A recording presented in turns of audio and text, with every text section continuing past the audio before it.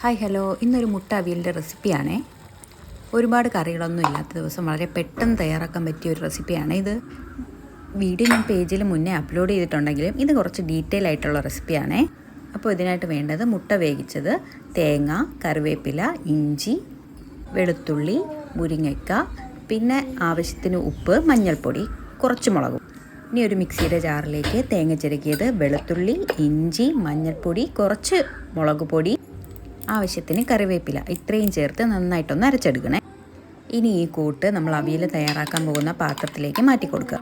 ഈ സമയം നമുക്ക് വേണമെങ്കിൽ ഇതിൽ ക്യാരറ്റ്, ഉരുളക്കിഴങ്ങ്, മുരിങ്ങയ്ക്ക, പച്ചമുളക് ഇങ്ങനെയുള്ള സാധനങ്ങളൊക്കെ വേണമെങ്കിൽ ചേർത്ത് കൊടുക്കാം. ഞാനിവിടെ പച്ചമുളകും മുരിങ്ങയ്ക്കായും കുറച്ച് ഇഞ്ചിയും പിന്നെ വെളുത്തുള്ളിയും ചെറിയ കഷ്ണങ്ങളാക്കി അരിഞ്ഞത് ചേർത്ത് കൊടുക്കുന്നുണ്ട്. ഇനി കറിവേപ്പിലയും ചേർത്ത് ആവശ്യത്തിന് ഉപ്പും ചേർത്ത് നന്നായിട്ടൊന്ന് ഇളക്കി അടുപ്പത്ത് വെച്ച് ഇതൊന്ന് തിളപ്പിച്ചെടുക്കുക. ഇതൊന്ന് തിളച്ച് വരുമ്പോഴത്തേനും ഇതിലേക്ക് നമ്മൾ മുട്ട ചേർത്ത്, ഇനി വേവിച്ച് വെച്ചിരിക്കുന്ന മുട്ട 2ആയിട്ടോ 4ആയിട്ടോ എങ്ങനെ ഇഷ്ടത്തിന് അനുസരിച്ച് കീറി ഇതിലേക്ക് ചേർത്ത് കൊടുക്കുക. ഇനി മുട്ടയൊന്നും ഉടഞ്ഞു പോകാതെ ചെറുതായിട്ടൊന്ന് ഇളക്കി എടുത്തു കഴിഞ്ഞാൽ ദാ റെഡി ആയിട്ടുണ്ട്. മുട്ട അവിയൽ റെഡിയാണേ. എല്ലാവരും ഒന്ന് ട്രൈ ചെയ്ത് നോക്കുക.